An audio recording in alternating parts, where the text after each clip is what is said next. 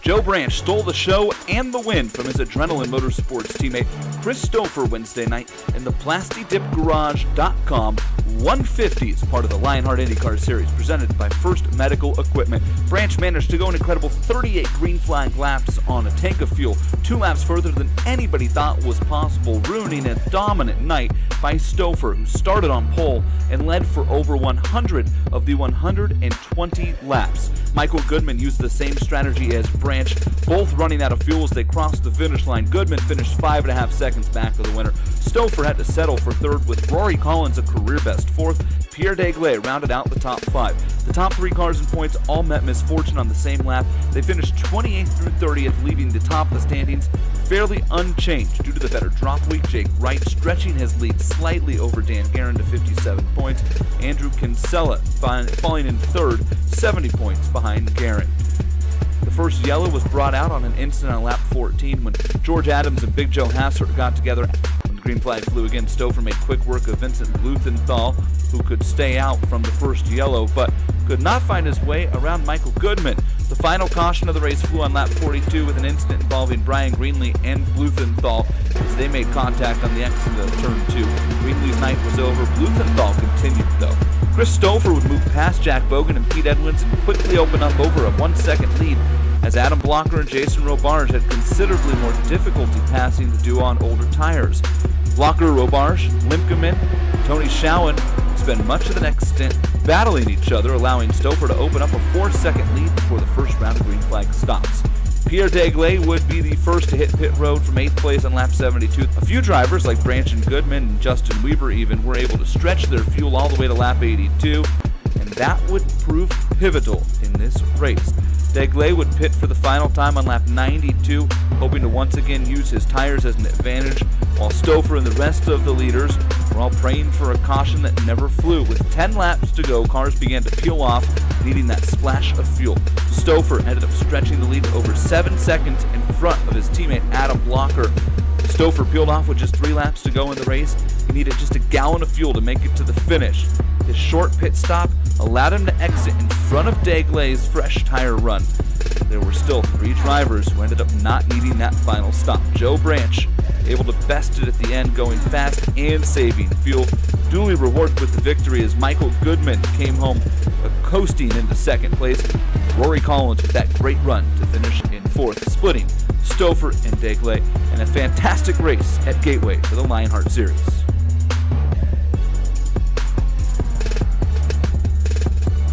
Engineered to win, built to last. Nothing beats the feel of a true hydraulic braking system in the world of sim racing. HPP's hydraulic braking pedals and their accessories set the standard for simulation racing. For more info on HPP and their products, head to hppsimulation.com. And for more on the Lionheart IndyCar Series, go to lionheartracingseries.com.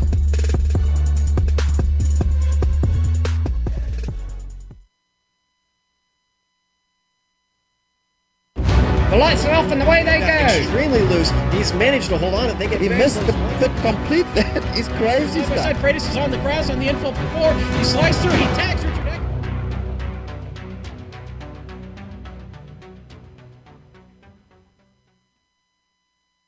For these drivers, it isn't about the largest purse in Lionheart history, it's about keeping the memory of Dan Weldon alive. Any one of the 42 drivers can win, but to do so they will need speed and determination. Rookies must battle hardened veterans, and all must conquer an assortment of roads and ovals. On the inside, can he make it stick? He loses momentum. No, he cannot make it stick. Race pulls ahead. There's nothing they touch. The winner is going to be Big Joe. No, it's Stouffer. I called it wrong. He's going to try to close the door out of pit exit, and I think he has to move.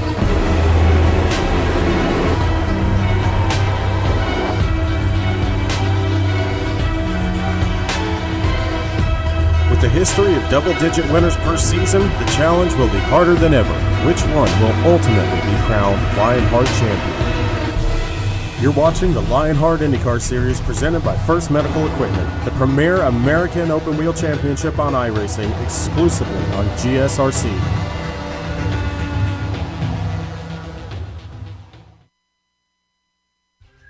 England swings like a pendulum do. Bobby's on bicycles 2x2.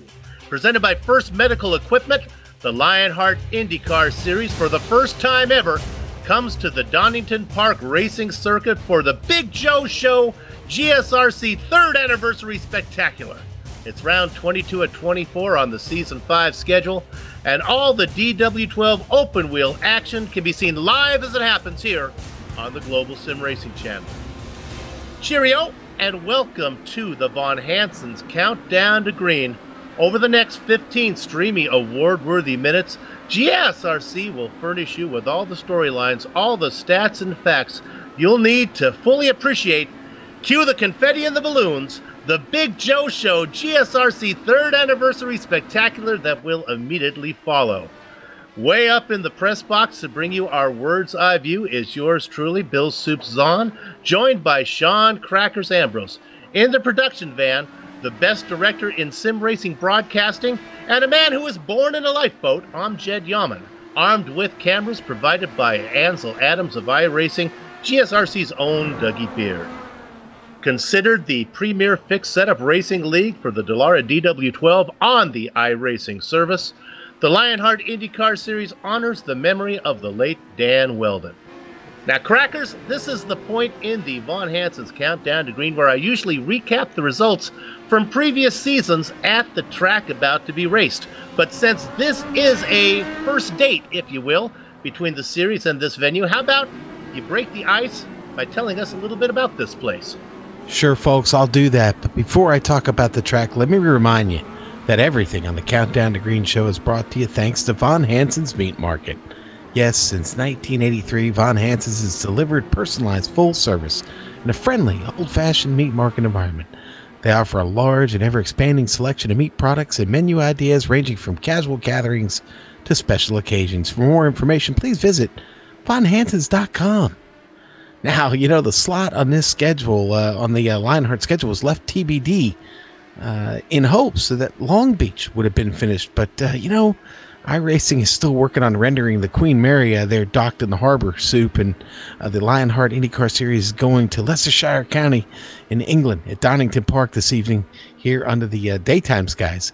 Now, it is located near the famous Donington Castle. Castle Donington Music Festival has been going on for decades there, and well, a favorite band of mine has been there many times now. This place opened in 1931, the track, but only stayed open for 8 years and then shut down for World War II. And the track lay dormant until 1977 with a man named Tom Wheatcroft brought it back to life. Now, if you resurrect a racetrack, they'll name a part of it after you, just like they did here on that main straight, the Wheatcroft Straight. Now, Donington is a regular fixture on the Superbike World Championship circuit and also home to the annual historic motorsport event, the Donington Historic Festival. They did host an F1 race here back in 1993. We saw one of the most incredible drivers in racing history, with Ayrton Senna passing 4 cars in the rain on the first lap to claim the win. Now, iRacing's got 2 different configurations of this track, but today the drivers will have to negotiate the Grand Prix circuit. Okay, now there are a dozen corners that rise and fall over the 4-kilometer, 2.5-mile track. The best way to get an idea what this place is like is to, well, we borrowed a car from the museum today, the Donington Museum of Speed there. We're going to hop in the BMW Z4 on loan from the museum over there and take a lap here around Donington.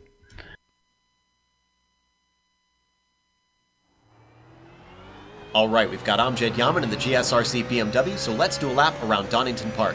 Coming down to Redgate, be careful not to drift over into the pit lane exit while still trying to bring the car as wide as you can. This corner has a deceptively late apex, and you'll want to make sure you don't turn in too early so you don't have to lift on the exit.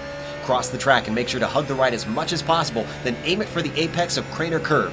But you're not done. Keep pulling to the left to give your car the best entry into the old hairpin. This is another turn where your exit speed is important, but don't get too greedy because the paved runoff is considered out of bounds. From there, guide it in a wide arc around the little kink so that you can set yourself up with the straightest braking for McLean's. The crest at this corner makes it extremely difficult to hit the apex properly, and you'll see a lot of drivers be just off the curbs. From there, you've got a short climb into Coppice where once again, it's so hard to spot the corner. The second part of the corner opens up though, so take the line from wide to shallow. It's a brief respite down this undulating stretch, but you'll still want to drift over and spot your brake marker soon. This chicane is called the S's, but it really doesn't have the flow to deserve that name. Barely clip both bollards without cutting the course, and then hold to the left. Just after you get over the rise, you'll start braking for the next possible passing zone, the Melbourne hairpin. Square off the exit, and then bring it right back across the track. Soon, you'll be met with another slow, frustrating hairpin called Goddard's, but at least it's another place to possibly sneak by your competitor. It's a little bit blind as you come in, but just like before, giving yourself a better exit is more important to offering an opportunity for an overtake into Redgate. But if you held it all together, that's a lap around Donington Park.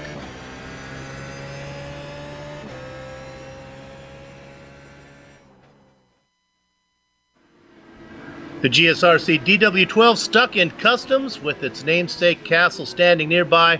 There's a lap around Donington in a Beamer. And now let's have some fun storming the castle. That is the point standings. And it's important to keep in mind these numbers do reflect the results after each driver drops their 3 worst events.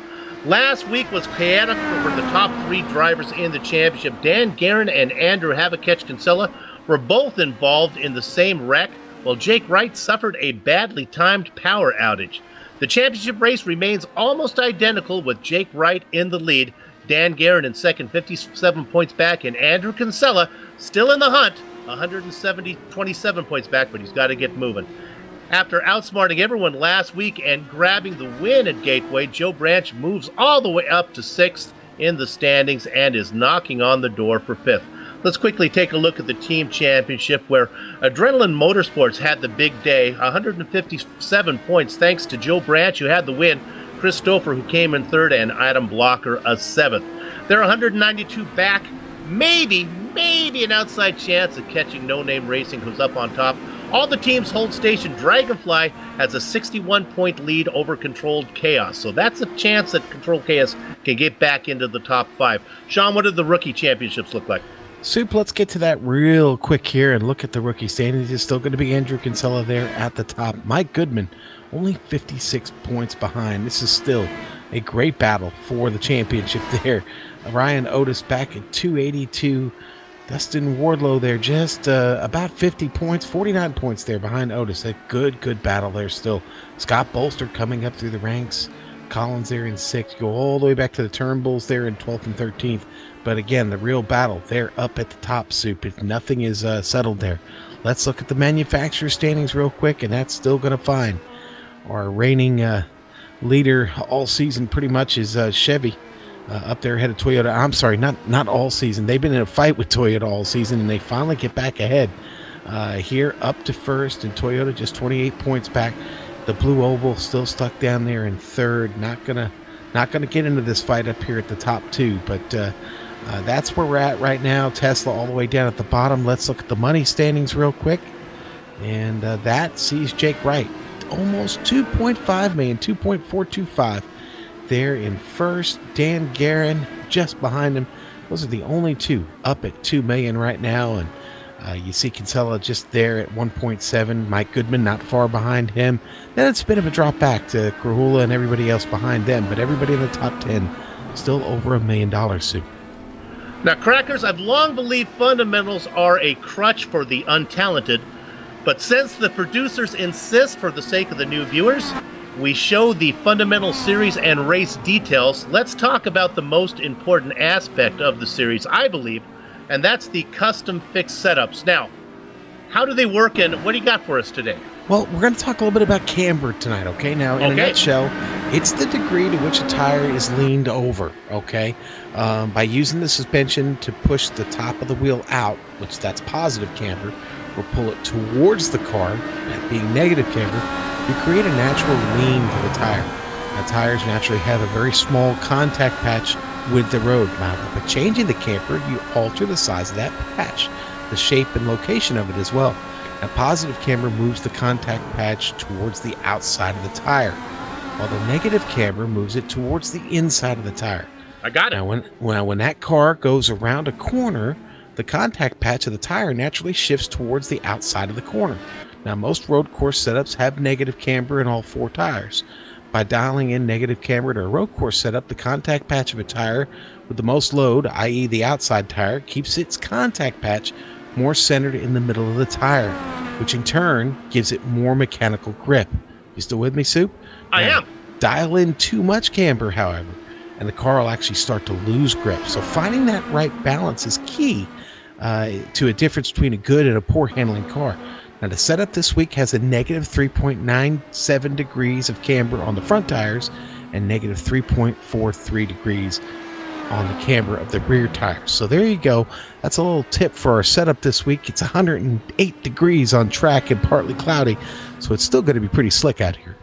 I love the Professor Lugnut segments. I am getting into this now. Let's talk about something maybe a little easier for me to comprehend. How about the prizes? Soup, $1,800 in cash with the league champion winning $250 plus a set of HPP pedals valued at $1,250. Total cash and prizes in the pool here, $3,450, baby. How about a quick look at the actual event overlays? They race ovals and roads here, so it's always a little different. What's up today? All right, well, 4 laps of qualifying, which a lot of guys are starting to wrap up now. 41 laps in this race tonight, 100 miles. Got about a 75% fuel load, which means about 15 laps. Someone may try to stretch it to 16. We'll see. Incident cap, there you see on screen. But today, Soup, it's going to be all about navigating this course. It's a tough one, and a lot of these drivers are going to be caught out by the difficulty of this circuit and how incredibly hard it is to get around some of these hairpins here. Boy, quickly, you just saw Adam Blocker jump to the top ahead of Jake Wright. Let's quickly bring up our few rounds to go here. Our Patrick Taylor Memorial Tournament, season number 5. The finalists are going to be Goodman and Guerin are going to go at it. They start fresh here, 2 road courses, so the best finish out of there. You can see that Goodman was able to slip in because of Wright's misfortune last time out at Gateway. Goodman moves in, so we have the number 4 seed against the number 2 seed. Qualifying is just about wrapping up right now, and so it's important when they just about ready to go racing that when it is time to go racing, nothing beats the feel of a true hydraulic braking system from HPP Simulations, designed and manufactured in the USA on state-of-the-art CNC equipment. HPP hydraulic pedals and their accessories set the standard for simulation racing. For more information, please visit hppsimulation.com. Qualifying is done. There's just a few seconds left. And I think with a short pace lap and a pretty big field, Sean, why don't we get right to it? We'll take it 2 at a time. On the front row, we talked about it. He snuck in there. Adam Blocker sits inside of Jake Wright. All right, and row 2 is going to be Dandy Dan Guerin and Dustin, the Candyman Wardlow. Michael Goodman and Brian Yazik in row 3. Yes, sir. Row 4, Andrew Kinsella and Ron Hacker. Number 9 is Samuel Ryman with Joe Flanagan back in the 10th spot. All right, row 6, Christopher Jason Galvin. Hidden in the Baker's Dozen spot is Pierre Degla and Ian Adams. Welcome back in the 14th. 15th and 16th going to go to Brandon Limkeman and Rory Collins. Behind then, it's Bob Mikas and Woody Mahan. All right, row 10, Eddie Tutwiler and George Anzaldo. Hidden Blackjack, Scott Bolster in the Double Duck spot, Isaiah Dupree. Okay, and Joe Branch, Mitchell Moeller will start 23rd and 24th. There we go, and I'm a little bit confused as we're there. Let me follow up, 23rd and 24th. There you go. Big Joe Hassard in 25th, Vincent Blumenthal in finish outside of row 13. All right, row 14, Robert Bluhin and Peter Edwins. I'm back now, Scott Johnson and Matthew Mercer in row 15. Now, Soup, one thing I did forget to mention, you get 10 push-to-passes tonight. Ooh. It's that extra turbo boost. Now you'll have to use them wisely here. In fact, you might want to leave it for the last 5 laps of this race tonight. There's a couple good opportunities to use it. No full course caution, Soup. Local cautions only. That means we'll run this thing green flag to checkers this evening unless there was an unfortunate incident that might bring out a red flag, which we've never seen one of those. So I don't think we'll have to worry about that this evening, buddy. I think we got a couple onboard cameras today. Just one. We only have one, and it seems appropriate that it is Big Joe Hassard in the No Name Racing onboard camera. Yeah, that's all we wound up with. I'm not sure why Michael Gray didn't make the field this evening, but Big Joe is here. The Big Joe Show on board with him and a No Name Racing onboard camera there, Soup. And boy, I'll tell you what, I don't want to. You know what? No, we'll get to that in a minute. So Joe Flanagan, Ian Adams, the Team Naldo driver, will be making his comeback this week after taking a break in May. It's good to see both Joe and Ian back.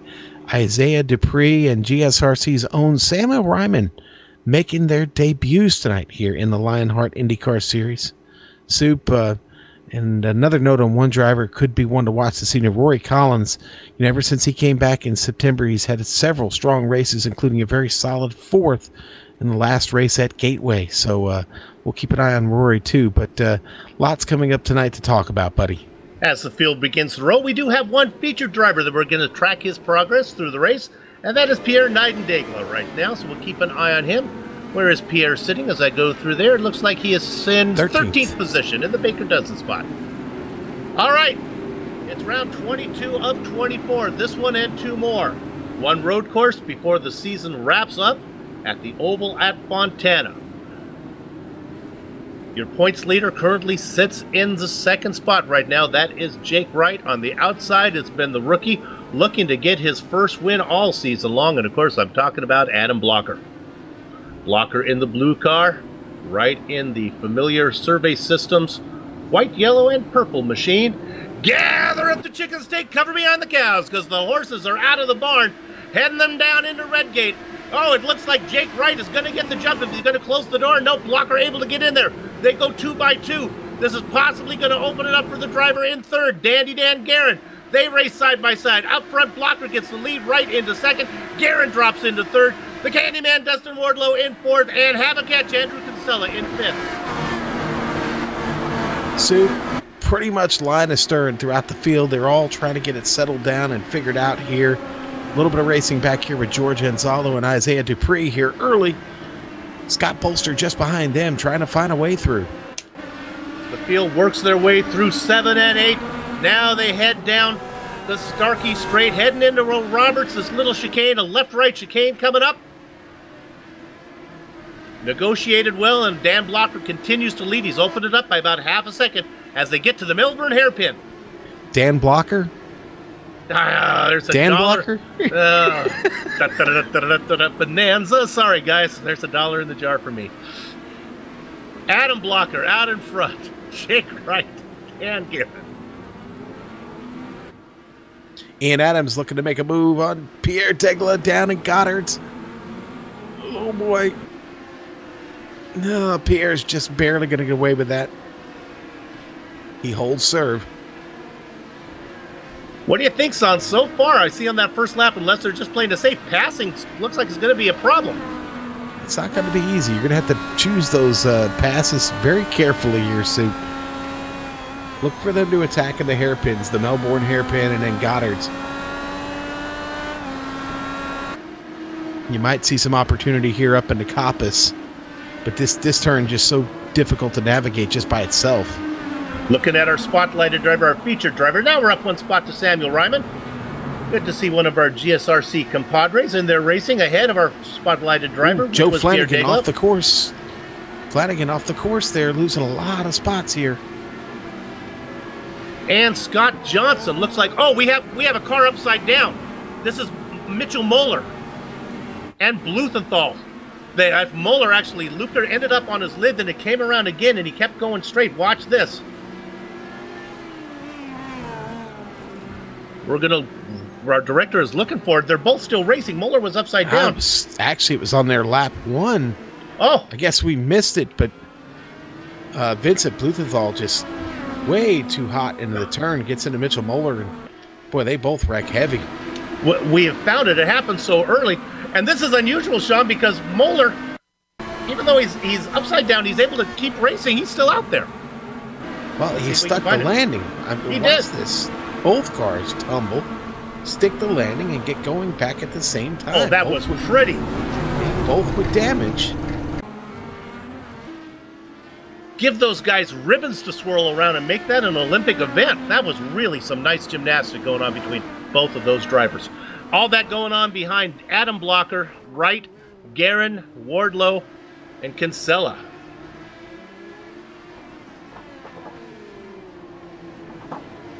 Boy, and Vincent Bluthenthal had early trouble, and our leaders, Blocker and Jake Wright, got to be catching him real soon.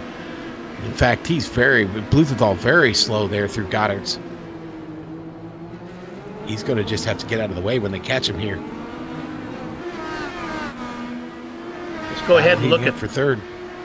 This is Guerin being stopped by the Candyman, Dustin Wardlow, as they head into Redgate. That's the first corner. Now I'm hearing a sorry from somebody.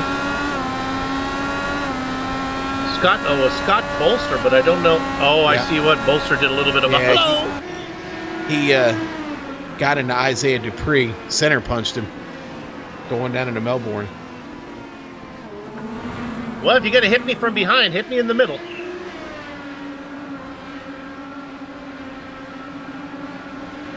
Yeah, that probably hurt Scott more than anything. I'm trying to go back and check his car.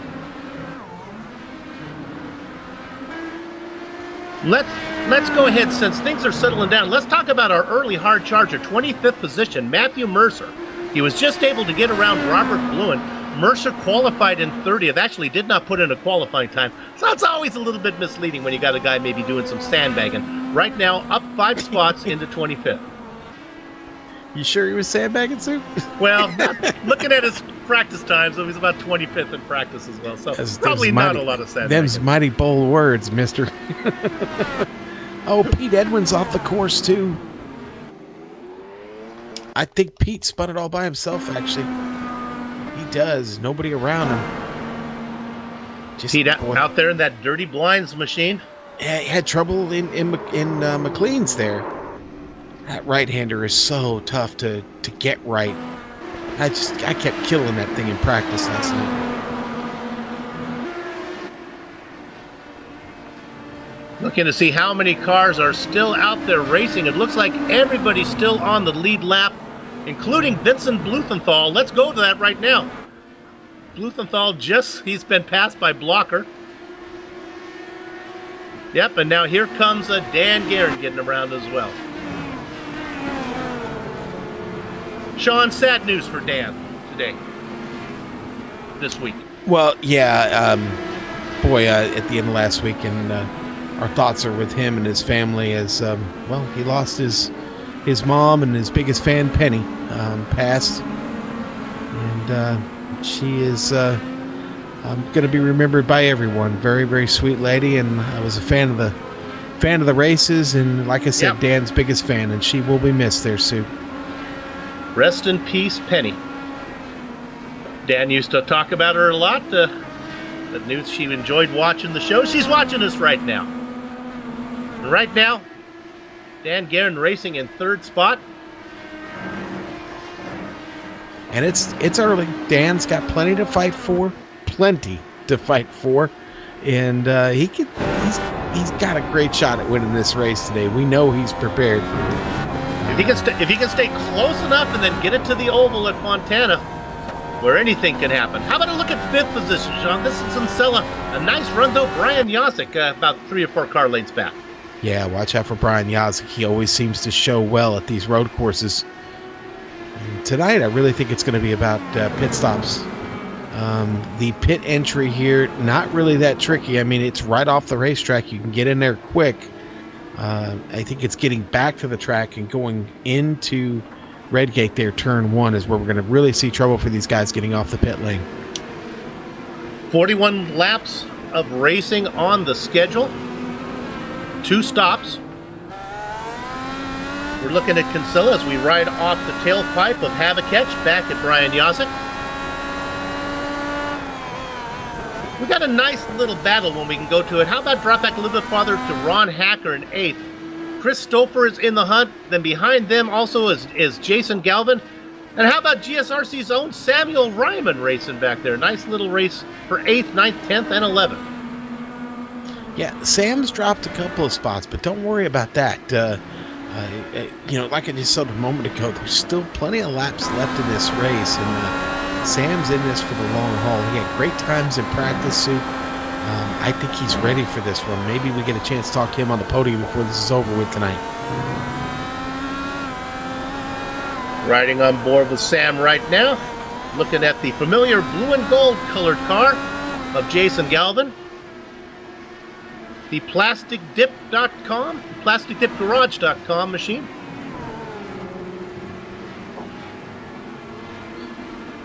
Sean, you'll be happy to know I do not have any plastic dip colored trivia games for you to play tonight. Oh. Well, you did so poorly last time, thinking... Boy, Sam had a really nice run at Jason right there, and the hairpins here are the great equalizer. He loses traction just a little bit getting out of Melbourne, and now Galvin just gets the better run getting out of Goddard's there, and they're getting by the slow car. Who is that? Vincent Blumenthal they're going by there? Yeah, Vincent finally tried to make the car as small as he could, finally had to tuck in front of Ian Adams. Adams in 12th right now. Yeah, Adams almost clobbered him there. Does a good job of not clobbering him. And now Pierre Degla going to try and get his way through. There's our featured driver, Pierre Degla. Started in the Bakersfield spot and continues to race there as well. Hey, we've got him on screen. Let's talk about him real quick. Pierre Degla. Let's throw some stats at you here. Pierre's been around a while, folks, and well, for that, he gets to be our featured driver of the evening. Pierre, as you can see here, been around for a while. 74 starts, 12 top 5s, 34 top 10s. He's got that one pole from Milwaukee. His first start was back at Sonoma in Season 2. The only thing that eludes Pierre is the win. This guy has been so close for so long, Soup. It's just a matter of time before Pierre Degla finds victory lane. Let's go to Vincent Blumenthal and Joe Flanagan. Is this correct? I believe it is. They get together and spin off. They were right behind the Fire and Ice machine of Brandon Limkeman. Also involved in that is the Blumenthal, the lapped car. Oh my, that's a tough one. Boy, and I'm not sure what happened to Blumenthal there, but yeah, well, that was just odd looking. Done such a good job of letting him around. I guess yeah, I'm not sure why. Yeah, that's a tough one. That's going to be a tough one to explain to the stewards. Let's just leave it for them to debate that one. I don't know what happened there. That was a mechanical failure. Let's go. That would be my story. Maybe, yeah. He may have had some sort of hardware failure that led to that. Let's look up front, see what's going on up there. It is, don't call me Dan, Adam Blocker out in front by about 0.8 of a second. Just keep in mind in the gap is Jake Wright. Jake Wright about 3 seconds up, though, as he starts to pull away from Dan Guerin. Wardlow and Kinsella hold station. Boy, yeah, Soup. The difference from 7th to 8th, incredible. I mean, Mike Goodman sitting there in 7th place. He's dropped 2 spots, but man, it's another 8.5 seconds back to Chris Stouffer. Right. That's a tremendous gap between these two packs here, the front and the back half of, let's just say, the top 12. Well, that's because Stouffer has had to work so hard. He had to get around the cars that were in front of him. He started 11th. He's up 3 spots. Yeah, but as long as Goodman stays on point, you're not going to catch him. You're not going to pick up that amount of time.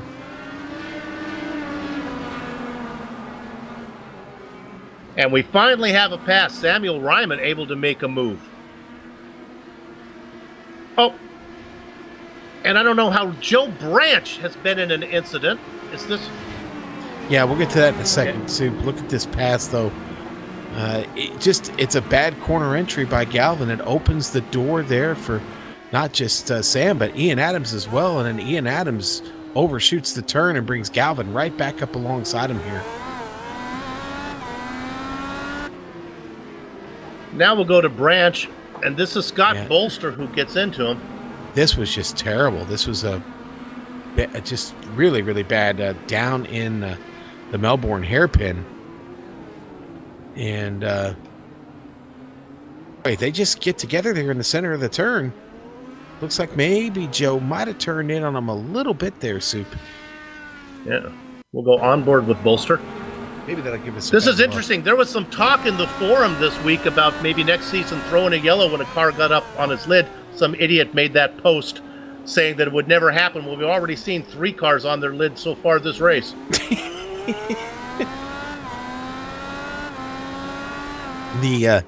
Is that idiot to be unnamed? Some unnamed idiot? Well, it's either one of us in the booth. and it wasn't Amjad or you, so. Maybe they had this. Maybe they had this course in mind. When they were thinking about the cars being on its lid suit. I think they're just doing it on purpose to make a point. Right now, Sam Ryman about to pick up another spot here. He is really hounding Ron Hacker right now. You know, we've seen that before from Ryman in the Lotus 79 series. Sometimes he likes to drop a few spots off at the very beginning, get it clean until he gets a feel for what's going on. Okay, now we've got drivers starting to get pit stops in here. Jason Galvin, one of the cars from the top 10 coming in. Is this a sign of things to come? Ryman getting by Ron Hacker. We're going to take a look at this pass here. As passing is in short supply here, so when we got one, let's go ahead and show it to you.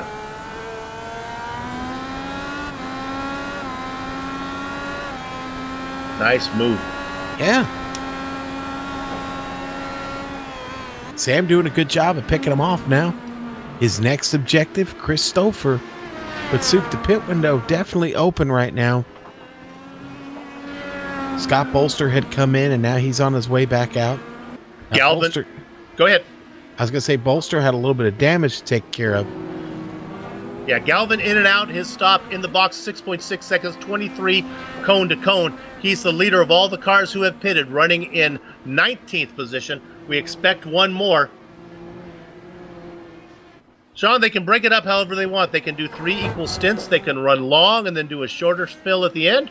Or maybe come in early like Galvin did. Yeah. Short fill now and pay the price later. I think there's great potential to see all of them on a different strategy this evening. So we'll see.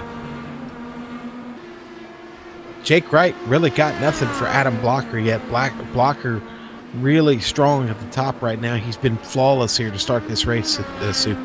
Boy, we've been talking about him picking up a win. Maybe today is the day with this and 2 races remaining. He comes up now on the back marker of Matthew Mercer, racing in 24th position. And this is a legitimate pass here. This is Mercer. I don't believe has had too much trouble as that pass is made. Although Mercer might have been. Was Mercer the car that was on its lid? So it's possible that's why it's a little bit off pace. Oh, and look at this. Wright has decided to come in. Yes, he has. Let's see who else follows suit there with Jake Wright.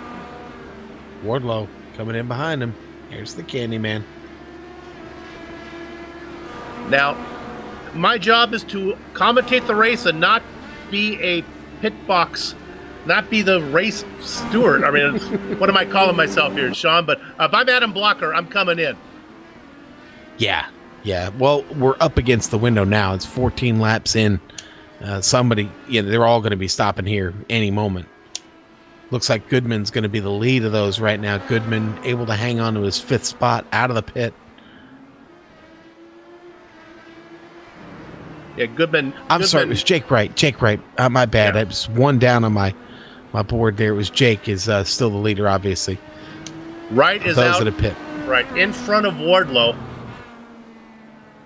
Yeah, and I'm hearing everybody come on the radio now, call for a pit stop here, Soup. Wardlow about 6.5 seconds behind Wright, though. He was probably maybe a little closer before the stop. All right, here we go. Here comes our leader. Boy, and look at that. He has Robert Bluen in front of him. He's going to have to, hopefully he wasn't slowing down too much. So he comes in, as does Dan Guerin. Now, again, Sean, they don't need a full fuel. So we might see somebody swap here. Might. And Jake's going to get him, I think. Jake Wright is going to make the pass for the lead.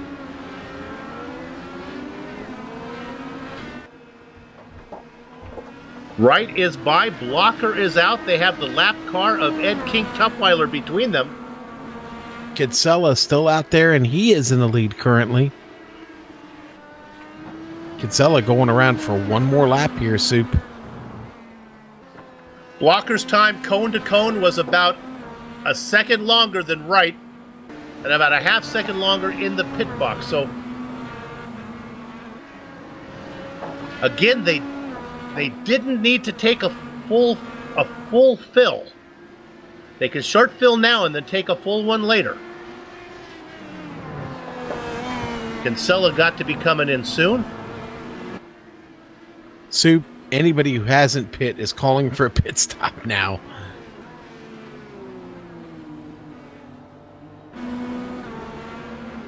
Watching Jake right now. He is sitting in second. Kinsella going into pits now. Jake is in Goddard's. He clears the hairpin, straightens her out, back across the start finish line. Jake Wright going to go back to the lead of this race. Kinsella sitting there on the jack.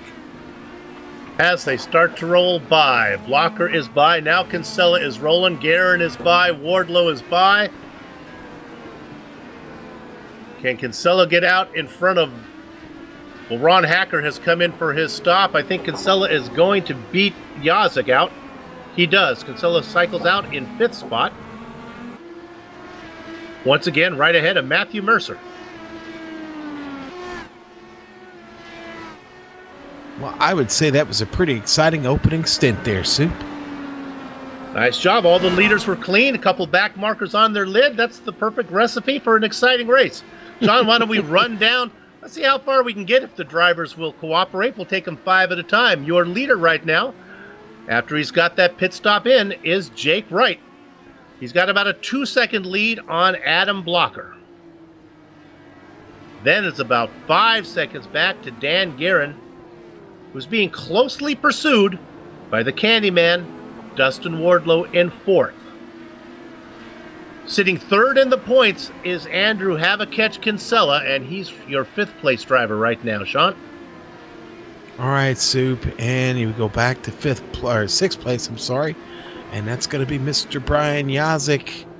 That's right where he started.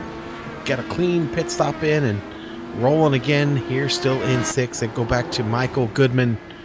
Goodman having a pretty good opening part of this race still. Goodman now sits there in 7th. Now, Brandon Lemkeman just came in from the 8th spot right in front of Sam Ryman. We'll have to see, pick up Sam. Sam Linkeman pitting out, but Sam Ryman going to get by, so Sam's going to go up to 8th. Stouffer is going to get by, go into 9th. And then Jason Galvin is going to round out the top 10 now. Yeah, we'll pick up Linkeman as we go through the next 5. Let's go ahead and start with the driver in 11th position. That is our spotlighted driver, our featured driver, Pierre Nightingale, up 2 spots now, racing in 11th. He's got about 7/10 of a second on Ron Hacker. In fact, Daigle in a nice little battery. He's got Galvin right in front of him and Hacker right behind him. This is a great battle back here. Bringing also into the mix Ian Adams in 13th position. Then it's a little ways back to the man in the meat machine. That's, of course, Bob Mikas in the Von Hansen meat market machine. And then we get to Brandon Lemkeman, who has stayed out a long time. He cycles out in 15th. Sean, let's keep going. All right, in 16th, it's going to be Rory Collins. Rory having a decent run here in his Honda, right where he started. Woody Mahan back in 17th. George Anzaldo up 2 spots, currently sits in 18th in that Lionheart IndyCar Series DW12. Newcomer Isaiah Dupree having a spirited run here. Soup, he's up 3 spots. Finds himself in 19th right here in the top 20. And then we go back to 20th. Scott Bolster, saw him have a little bit of trouble early. He's having a bit of a rough run, but he's hanging in there. He's there in 20th and actually up a spot. And last but certainly not least, especially when we have the title of the race involved, is Big Joe Hassert. Last car on the lead lap. Racing back there about 12 seconds behind. Oh, let me correct myself. 7 seconds behind Scott Bolster. So there you have it, Sean. The drivers cooperated. We got through the entire lead lap cars, all 21 of them. Boy, and Big Joe Hassert got to be very, very concerned right now. The Big Joe show is under threat from Jake Wright. Here comes Jake, and he is just on rails right now. It's amazing. Blocker had this race in control, but just a light and fast pit stop by Jake Wright seems to be the difference right now. Big Joe gets out of the way. He goes 1 lap down. Second place driver Adam Blocker gets around as well. Next on the hit list for Wright will be Scott Bolster. Bolster about 1 minute and 6 seconds behind Wright with lap times of 1:14, so he's got about an 8-second cushion before he's going to get lapped.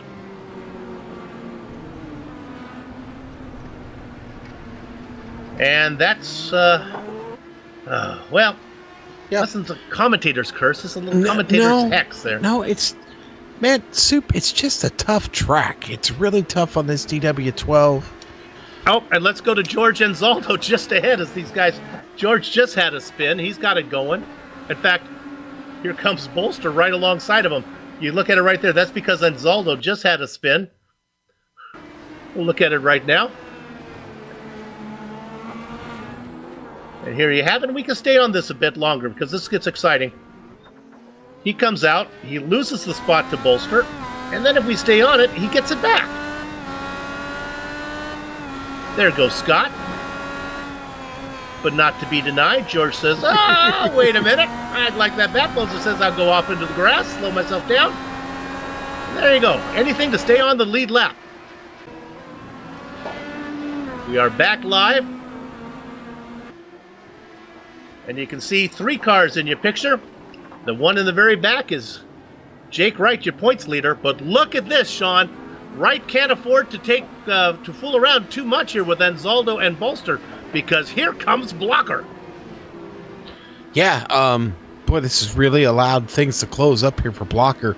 He's loving this situation, this traffic up in front. We've already talked about the premium on passing here today. And Jake now going to have to be ever so careful here to not open a door for Blocker while trying to get around Bolster and George here. Bolster keeping his racing line. Remember, he's in a battle for position with Anzaldo just ahead right now. Man, you are flat out right here, Soup. Flat out into the turn. Boy, let's stay on this one. This is great. The blue car is Blocker. Yeah, and he's breaking deep every time. I heard a director cringe there a moment ago. Looked like Blocker was going to sail right off into the rear wing of Jake Wright. Boy, if you were going to lift, this would have been the spot, but Bolster wants none of it. He's got George Anzaldo on his mind. So they continue as they go down into the Melbourne hairpin. I think Jake Wright is going to have to do this the official way. Oh, gives him a little bit of room as Bolster, but that's not going to help much because it's the switchback. They come up here now into Goodhart's, and sure enough, Bolster's on the inside. Wow. Now he lets him out. You can hear from Jake Wright saying, does blue flags exist? Bolster said, I'm trying to let you by. He does, so Wright gets one down. Now he's got to work on George Anzaldo. Oh, here we go. Bolster with the move to the inside. The momentum is going to be to Wright. They head through Starkey's Bridge. Now down into the right-hander that is McLean's. And I don't think Blocker's going to be able to get there. Wright able to fend off the first attack.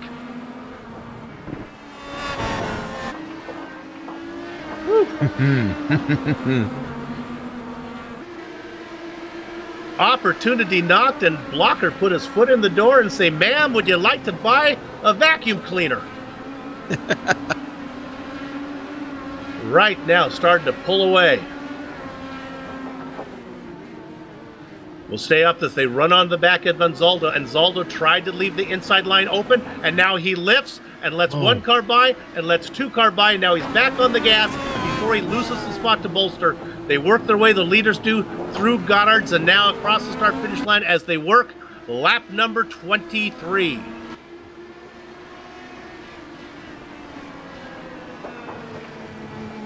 Lap traffic playing a big factor today. Now, what's on Wright's agenda? Nobody ahead of him. It is the newcomer, Isaiah Dupree, but he's a long way up before Wright's going to get to him. A lot of racing going on out here. You know, Dustin Wardlow still trying to track down Dan Guerin. Well, Dan, go ahead, Sue. Well, we'll go ahead and watch that battle, too, because it'll be a little while, maybe a couple laps, when they get up to that Bolster and Anzaldo battle as well.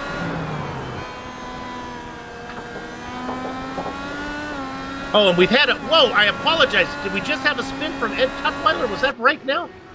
No, that couldn't have been. No, that was a while ago, Soup. Actually came up on my replay, too. Happened right in front of Dan Guerin. He was able to get It did, around. yeah. That was a pretty scary moment, actually. That was quite a while ago, and things have sorted themselves out finally. But Pierre Degla and Ron Hacker having a really good battle on track here. That's for 11th place. Degla up 2 spots. Hacker down. He's qualified in 8th. He's fallen back now in 12th. But again, could be a little bit skewed up on the pit stops. You want to know who had a fast one? Jason Galvin, 6.6 seconds. Way faster than anybody else. Yeah. Almost a second faster. Methinks Jason might have been short fueling there, buddy. Yep, it's pay me now, pay me later.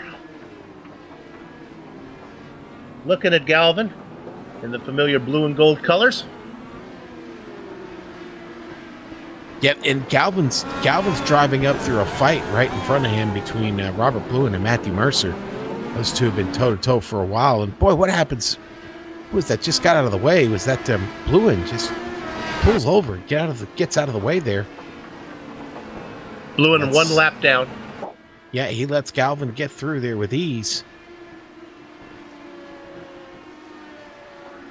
Okay, time to go back to the George Anzaldo Scott Bolster battle, because here comes, as we expected, Dan Guerin and Dustin Wardlow. Now, we saw this story before, played out by Jake Wright and Adam Blocker. Let's see how the next characters play it.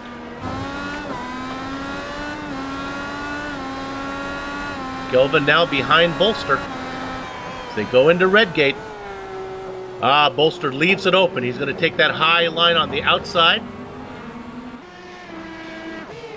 Jake Wright, when he watches this replay back, has got to be saying, what did I ever do to Scott Bolster? Because Bolster sure did make it a lot more easier for Dandy Dan than he did for Jake Wright. You know, Scott was trying to stay on the lead lap there. Okay. I think he realized pretty quick, where the mistake might have been there. And obviously, he played it much differently the second go-around. You know what I mean? Again, to be fair, he left the door open at Redgate the last time when he had to do it. He had all the technical sections to hold off on. So, yeah, he caught him at a good spot of the track. Now, watch George. You want a gentleman, watch George Anzaldo. Wait for the first opportunity, and he'll let these guys around. He does it right there as he goes wide through the Melbourne hairpin. Able to let the leaders go by and still stay out in front of Scott Bolster. That's how you do it. Man, and I'll tell you, one of the things, a telltale thing about this track being so demanding is the rotor glow on these DW12s. They're pretty much maintaining most of that rotor glow around most of the track on the front wheels. They just don't get a chance to cool them down a whole lot, Soup. It's not often that I can add something strategically or technically to a race, but something we talk about at the Back Markers United meeting is when, like George Anzaldo, actually does take the outside line to let the guys through. Racing etiquette, back marker etiquette, calls for the guy that you're racing with not to take advantage of that. That's kind of a rude thing as we look at Dupree off in the grass. Soup, man. That was director's curse. I didn't have anything to say about that one. That's all on Amjad. Oh, it was after the spin Amjad had it. Rory Collins just makes a big move on Bobby Mikas there, and that gets him up to 14th.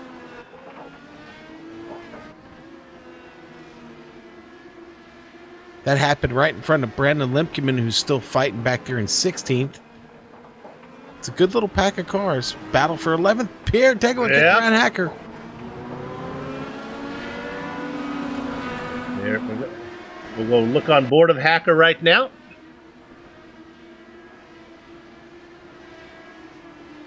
As this going on, we hear that Tutwiler says he's coming in. Look at this. Pierre's going to lose the grip up here. Watch this.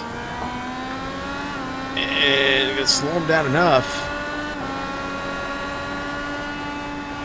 Boy, this is not a good spot to get side by side down there. Everybody keeps going straight, though. That's what's important. Yeah, we got a lot of cars coming into the pit. Guys from the back making their run in here. Boy, this has been a good race.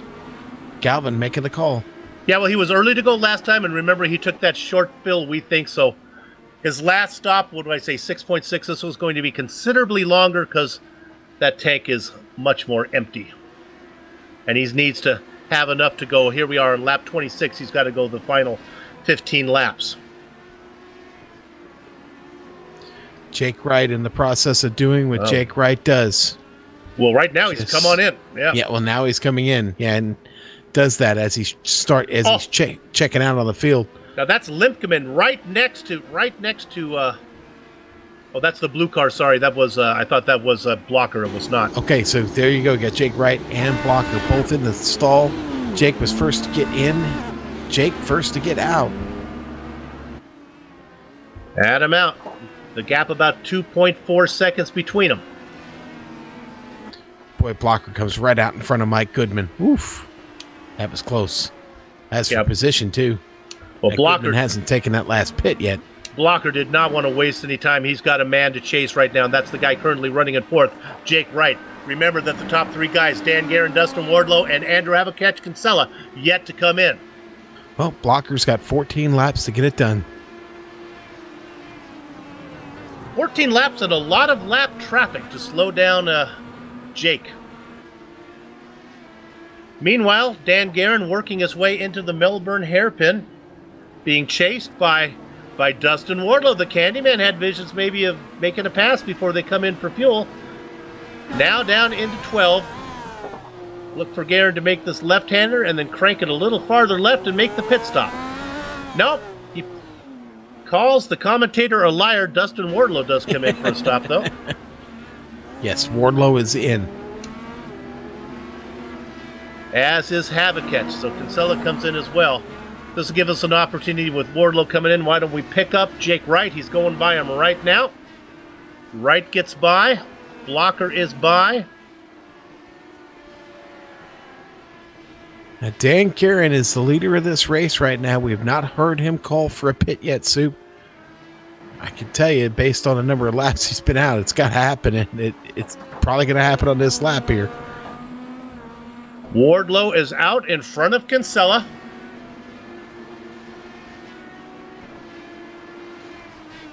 Michael Goodman in the pits right now, and now he's starting to roll.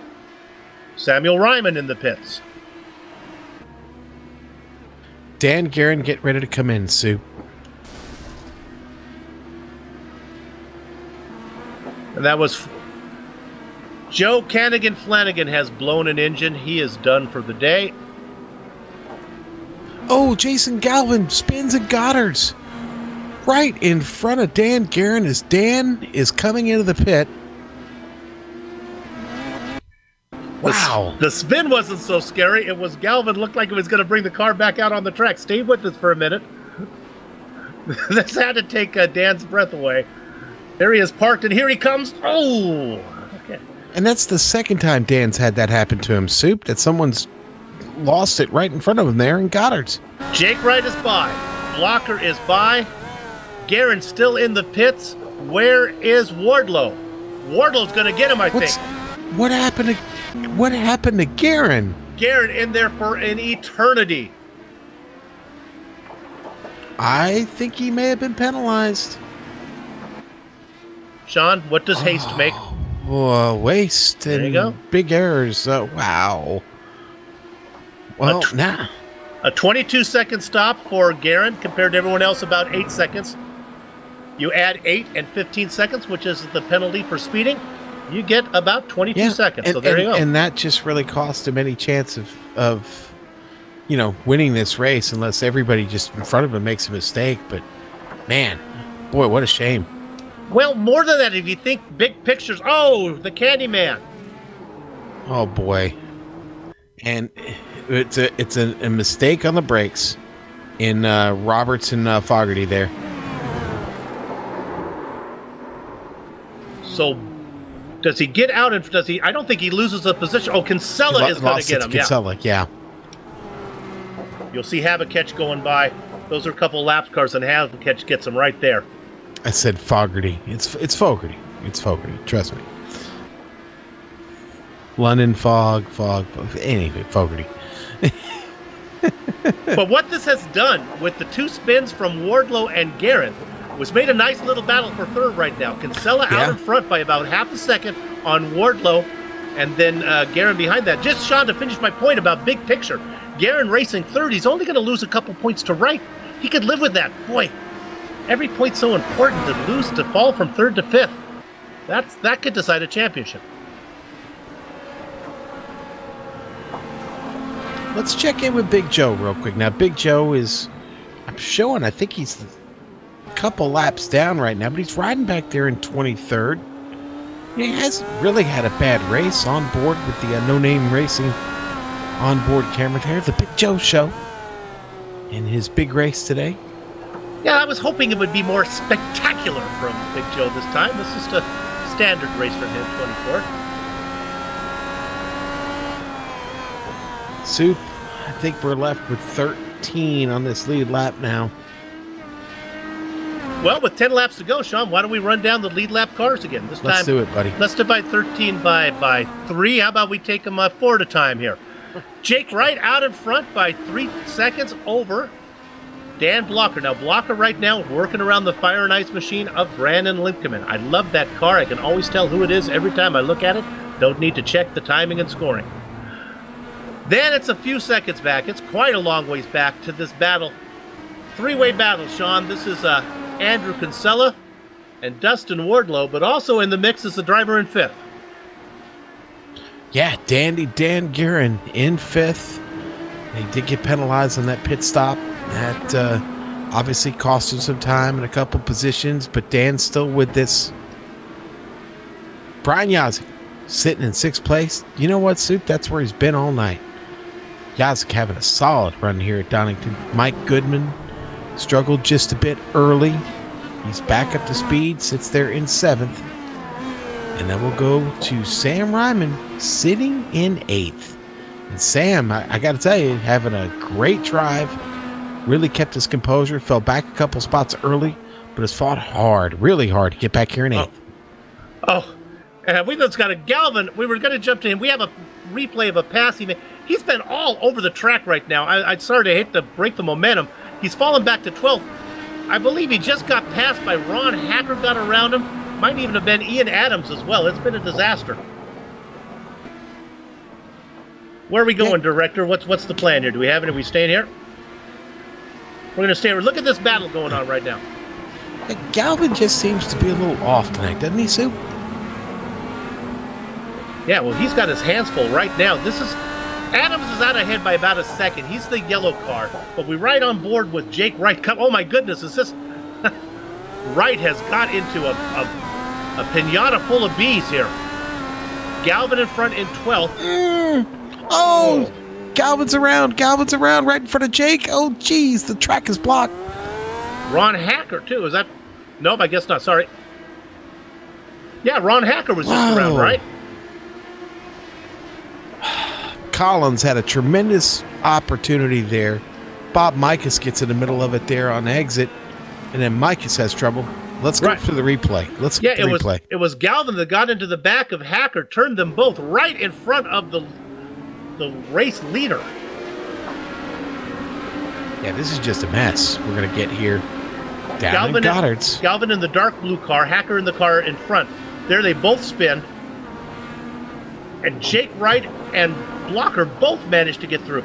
And Collins had a chance right there coming off of the exit there of Goddard's. And then Bob Mikas got right in the middle of that.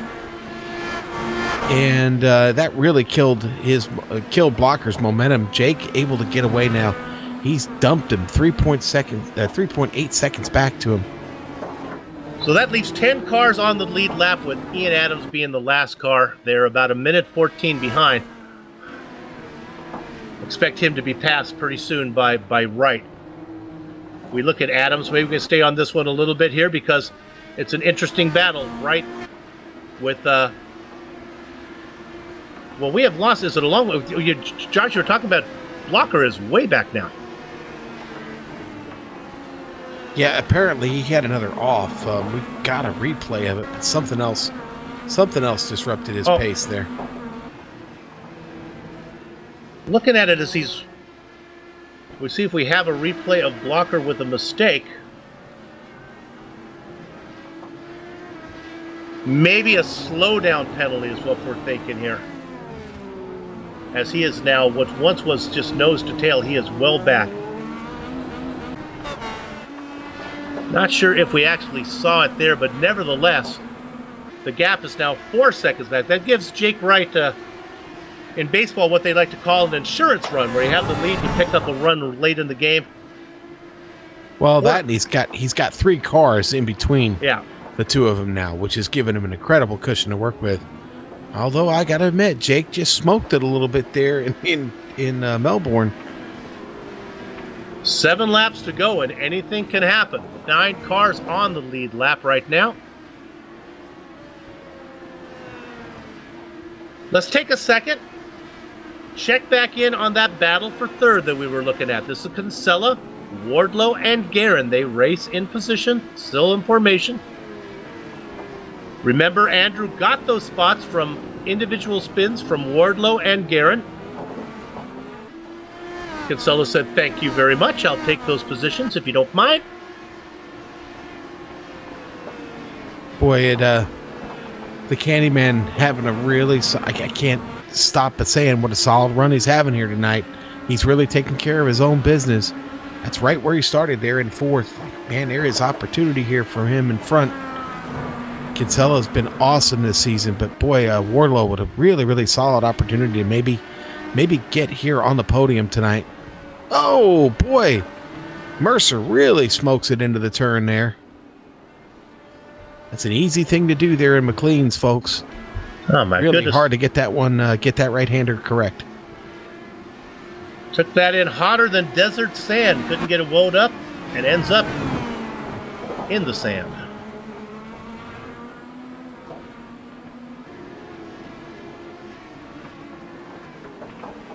About our hard charger, Sean. Let's go through here. I'm looking at. Hang on. Wardlow getting by, trying to get by Kinsella here. He tried to make a move on him in Melbourne. Now they go down to Goddard's. Nobody in front. Kinsella with clear track as they race nose to tail. Wardlow in the middle. Guerin behind. Down into corner number 1, Redgate. Guerin, he knows he's running out of time, but he's also got to be careful enough to stay out of the fight in case those two get into each other. Dan playing it very smart. He has a real opportunity for a podium still.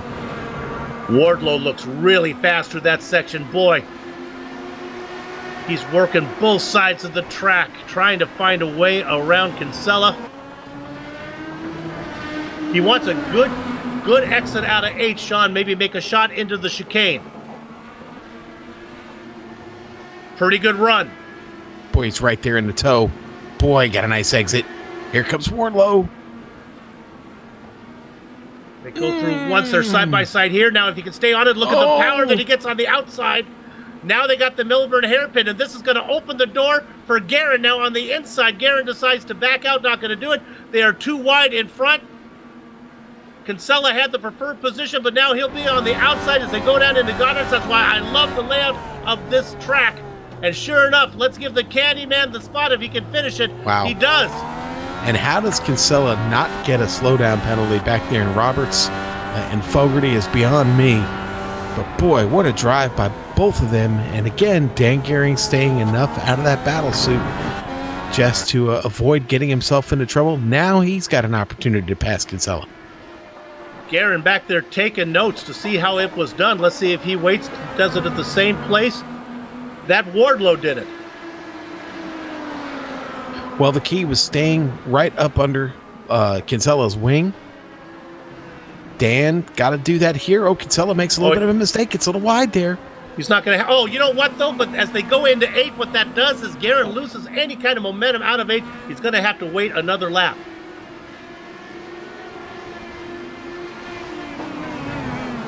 Lesson learned. You almost feel like Kinsella almost baited him into taking that one. Yeah. So that Guerin wouldn't have a run out of 8, because I think Kinsella would have been in trouble. Guerin fast enough, though. Remember, Guerin qualified 3rd. Kinsella was only 7th fastest. Guerin should have the pace if he can find the track space. Stay on this a bit more, not missing anything from the leaders. That interval still 4.5 seconds between Wright and Blocker, with no traffic in front of Wright right now. This is where the action is.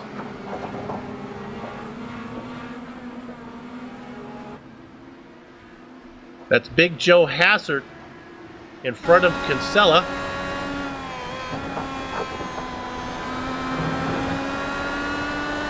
They go through Starkey's Bridge, now down into 7. Now let's see what Guerin does here. Big Joe does a good job of getting on the brakes. Okay, now, this is where Guerin has got to be good out of 8. Boy, he was in a little bit too fast. You know what, almost like he had to lift. Let's see what kind of run he gets now. Out of 8. Farther back than Kinsella was when, or than Wardlow was when he made the pass. And nope, Guerin's not going to be able to do it. Woody Mayhem was chasing Galvin for 13th place, and he spun it coming out of Melbourne. Got the power down a little bit soon. Spins it right in front of Lemkeman, and will hang on to 14th place just barely. Mayhem having a good run up 4 spots. Yeah. Galvin not so much, down a spot. Oh, there we see Woody going around. Just back to the power a little bit too quick. He does a great job, though, of spinning it perfectly and getting right back underway. Does not give up a spot.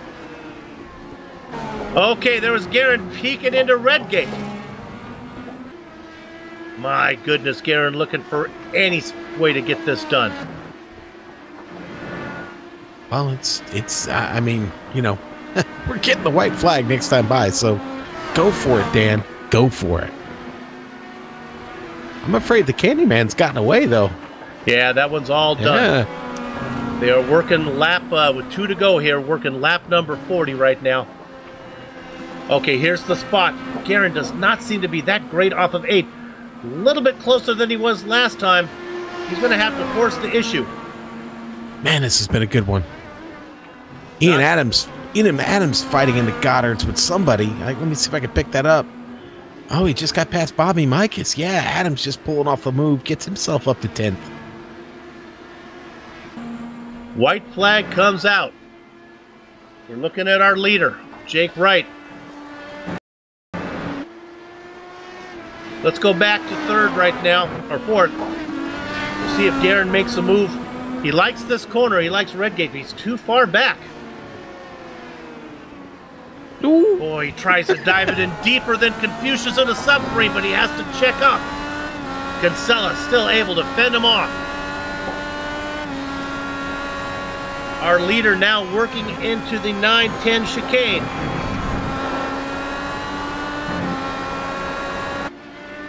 Jake Wright, as we look at those guys, we'll get that pass if we can get it on replay if we miss it. Wright working his way through Melbourne right now.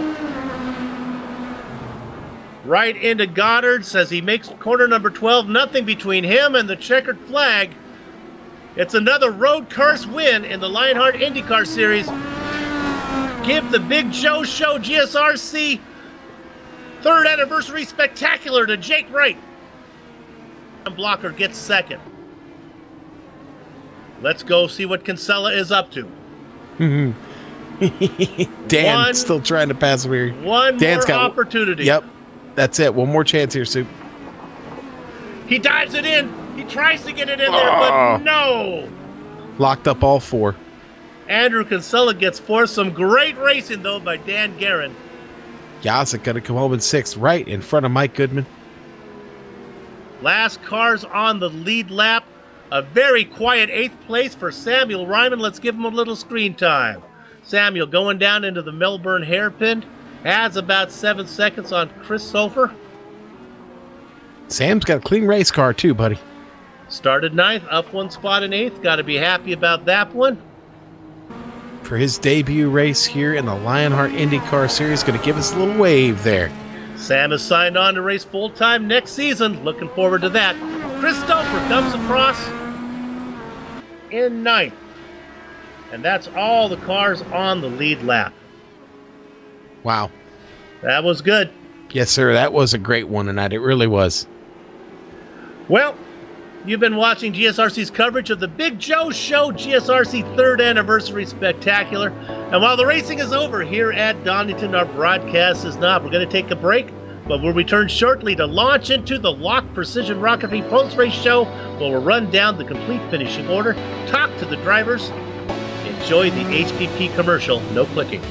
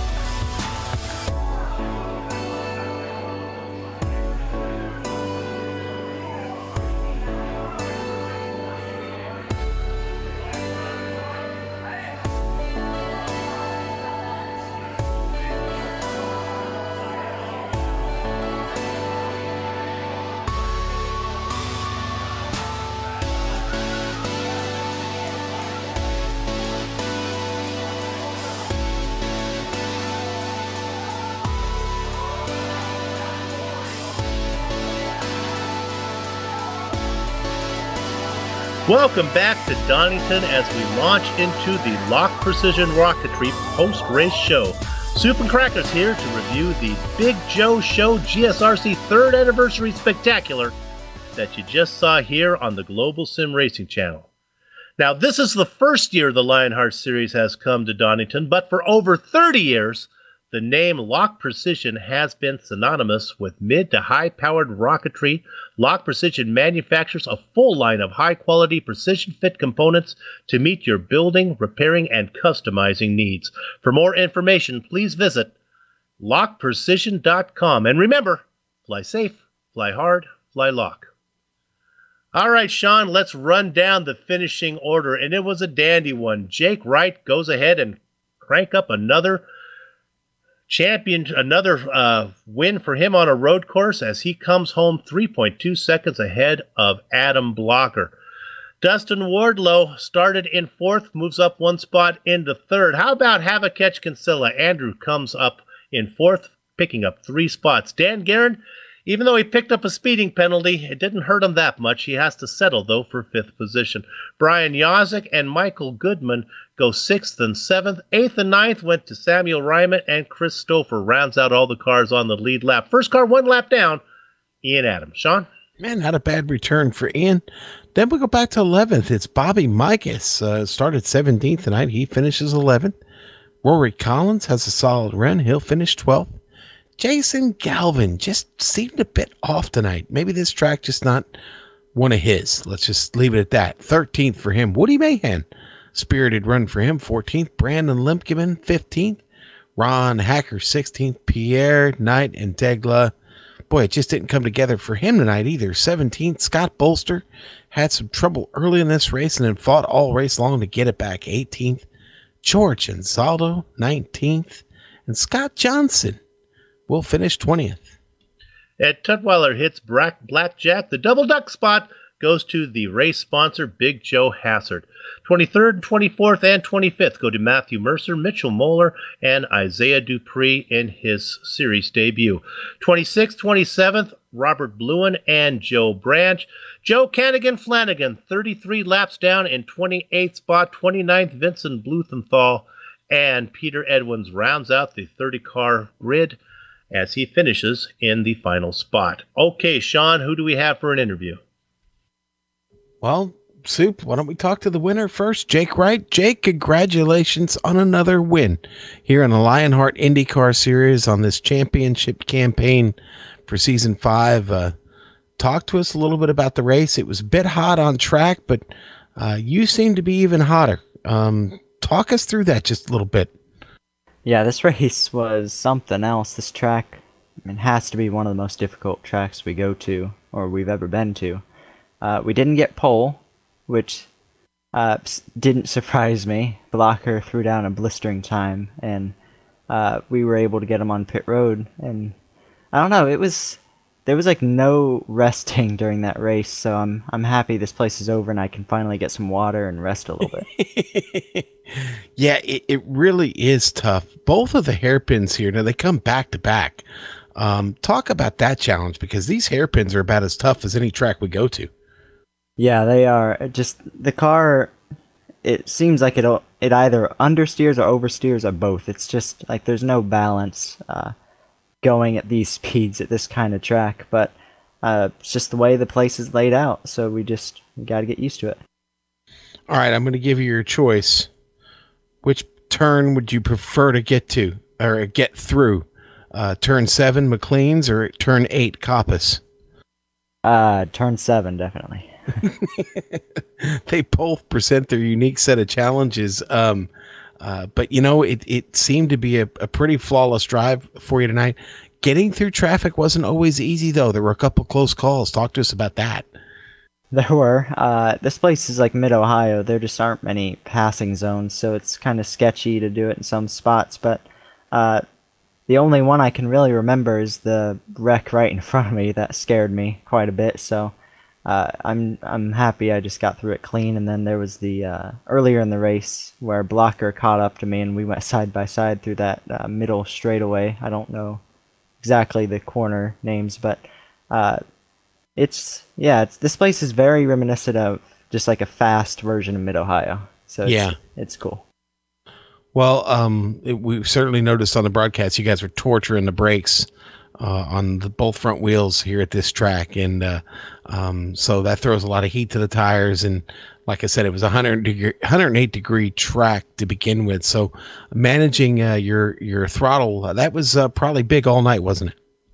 Definitely. And then with the pressure, it's easy to get it in your head that you need to drive harder than you should. So the key tonight was really just trying to stay calm and remember that slower is faster.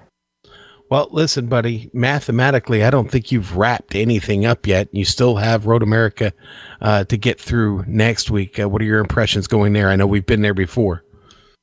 Road America is a great track. I think it's going to be interesting because I think a lot of people are going to have speed because it's one of the more well-known tracks that we go to layout-wise. So It's definitely the perfect race for the penultimate race of the season, so I think it's going to be interesting. All right. Thank your sponsors real quick, and then we'll let you go, buddy. Yeah, surveysystem.com. Thank you for staying on board for multiple seasons now, and then teammates and just everybody in this league that makes it fun to race. Well, man, everybody wants to be on board with a winner. And Jake, you're a winner again tonight, and we thank you for your time. Congratulations. We'll see you next week in Wisconsin. Thanks, guys. And our thanks to Jake Wright and for being a guest with us this evening. He receives absolutely nothing, Sue, but our adulation and admiration. And now you have caught up with Adam Blocker. Adam, if it's any consolation, you didn't get passed while racing. You got passed in the pits. Was that pit entry on the first stop where you got stuck behind Jason Galvin? That slow you down a bit? To be honest, I don't really remember it too well, but I do remember getting, stuck behind one car, and it did probably cost me, a good bit of time. That could well have been the difference, actually, now that I think about it, because, I probably lost a good second there because he braked really early, but, yeah, I think in general that extra lap I did on Jake, I also lost some time because at the hairpin I caught a lap car at the wrong time. I stayed out an extra lap because I thought I wasn't going to get to that lap car, and I didn't want to pit so early to get stuck in lead lap traffic, but it just didn't quite work out. But I still had chances after that. The race wasn't over at that point. Boy, you sure did. You had one bite at him. I thought you were going to get him.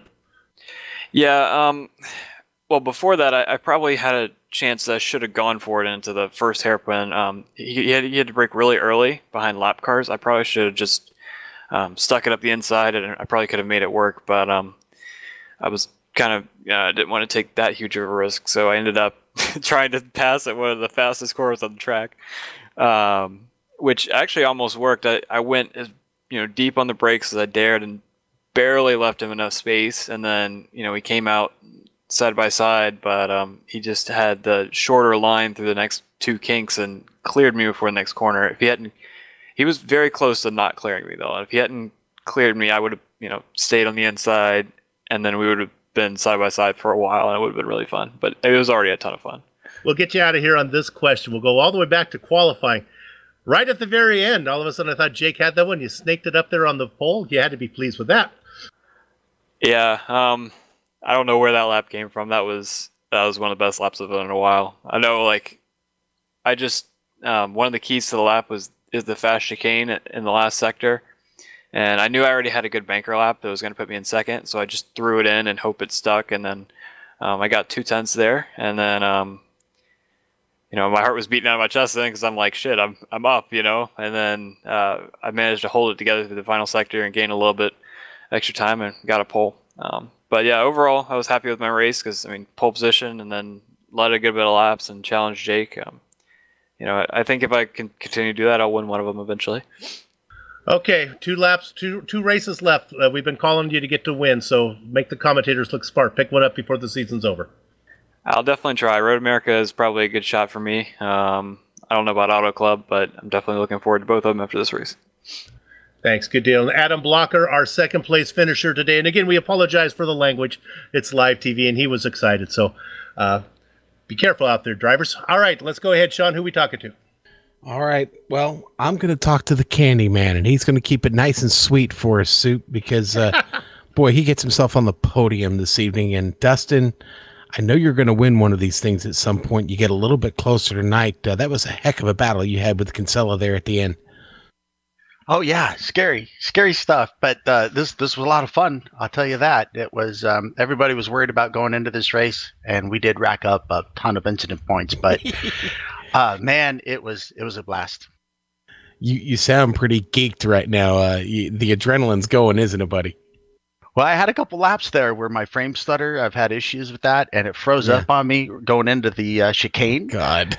And whenever I spun, I thought, oh, that's it. I'm getting collected and everything's over with. I'm ruining races for me and at least a couple other people. And everything worked out. So, yeah, I'm a little stoked now because I avoided disaster, I think.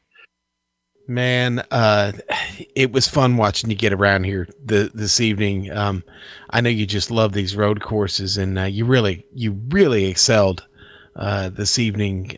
But again, that fight there at the end with Kinsella, man, That was somewhat, that's one we might be talking about for a while. You finally get him there, though, in the end.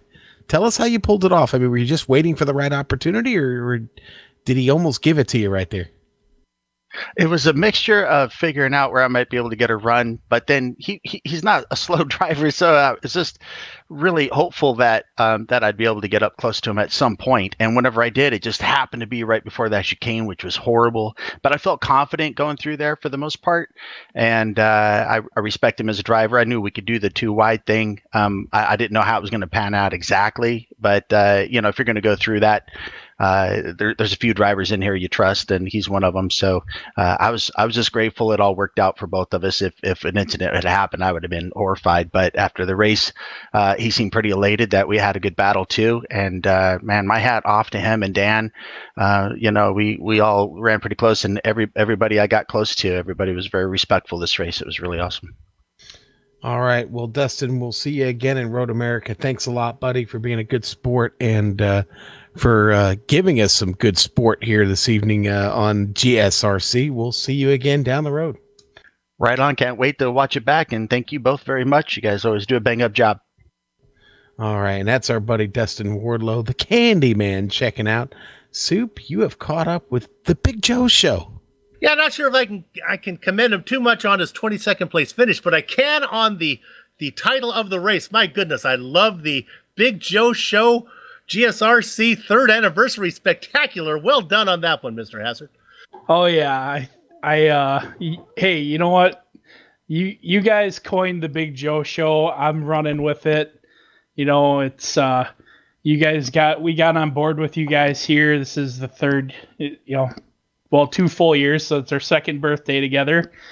And it's been a good partnership with you guys and Lionheart. And I know me and George appreciated it when we put things together first. And it's been a fun ride. So I just want to thank you guys for coming on board with us, because league wouldn't be what it is without you guys. It's a fun series of broadcasts. Everyone at GSRC would attest to that. Let's quickly talk about your season overall. Maybe not the season you were hoping for. No, it hasn't been. And we got a lot of computer issues early. I know every time I seem to actually contend at a race, when we got to that stretch, Kentucky, Pocono, Indy, races like that, right at the, in the meat of the season there, I was excited for them. And then I either had issues with my pedals or my computer would freeze. I think one night my internet went out, and it just put me in too big of a hole to really climb out of. And I got my computer fixed, so that's good. Got new parts and everything in there. And I think I've been competing the last few weeks, but I haven't been able to finish a darn thing. So And Soup, big news for Big Joe Hassert. He gets his quarterback back this week up there in the Viking land of the Viking. Teddy, his purpose will not be denied.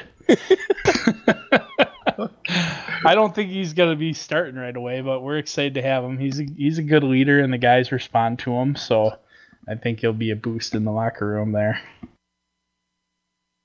Well, good luck with that, and good luck with the rest of the season as up 3 spots here to 22nd position for Big Joe Hassert. He can hang his hat on a 2nd place finish. If you're going to have your best finish, how about 2nd place at Indianapolis? That's got to be good. We got one more to talk to, Sean? Oh, no, not this guy. Yeah, you know what? Just real quick, just to congratulate him. Sam, what a great debut, man. 8th place, a pretty big race with a pretty tough crowd, wouldn't you say? Yeah, absolutely. I mean, I did the practice race yesterday, but you can never truly tell what the actual race itself is going to be like. So I kind of took it easy doing the first few laps. I didn't want to get in the way of any championship battles. And then I decided it's summertime once I found my rhythm and made a few moves, got up to 9th place. I think something happened to Ron Hacker or something along those lines, and ended up finishing in 8th place. Will be back at Road America next week. Not sure if I'll be able to race the Auto Club race at the end of the season. I think the roster for that is already fully booked, but looking to race full time in this series next season. So I'm glad I got off to a good start here. And buddy, we're going to be happy to see you in this league next season, running full time, and we wish you the best. And again, our hearty and sincere congratulations on a great run and staying out of trouble tonight, man. This is a tough circuit, and you seem to really have it dialed in. Yeah, people might think I have an advantage from being British, but in my 13 years of living in England, I never went to this circuit, and I've only ever done one race on iRacing here before, so yeah, I'm definitely satisfied with the 8th place finish. All right, Sam, well, cheers, buddy. We'll see you next week at Road America. Okay, and I got one more interview here that we can do. We'll do this really fast here as we're trying to get all the drivers here, and we're going to talk to Andrew Havakech-Kinsella. My goodness, Andrew, at the very end, you were running in 5th, and then Dustin Wardlow and Dan Guerin both spun. They gave you that spot. So you can hold off one of them, but not you can hold off you held off one, but at least you held off not both of them. Yeah, and yeah, thanks for having me on, Soup. The PlastiDipGarage.com car was really good today. It wasn't as good as Dan and Dustin, and they had some problems. I somehow got into 3rd place there, and I mean, I didn't have an incident point until lap 35, and then I had 6 incident points trying to hold them both off, just going off track, doing everything I could. But man, they're such good drivers. I know you don't normally interview 4th, but I had to come on here and say hats off to Dustin for that. 2 wide through 2.5 hairpins, basically, or a hairpin, a chicane, and another half a hairpin. And there are only a handful of drivers that I would trust doing with that, and Dustin is definitely one of them. Dan, again, was awesome to drive with, as always. So, yeah, with Wright and Blocker separating a bit, you guys were the star of the show there at the very end. Congratulations, giving us something to watch. Good deal. 4th place finish. Might still be in the hunt for the championship. Keep it up. Thanks, Soup. It'll be a stretch, but I'm holding out hope. Andrew Kinsella, 4th place here today. Okay, Sean, that was fun. It's fun to talk to these guys. Like to get in as many interviews as we can. Let's thank everybody at the unsung hero for the Lionheart IndyCar Series, and that's the folks at First Medical Equipment.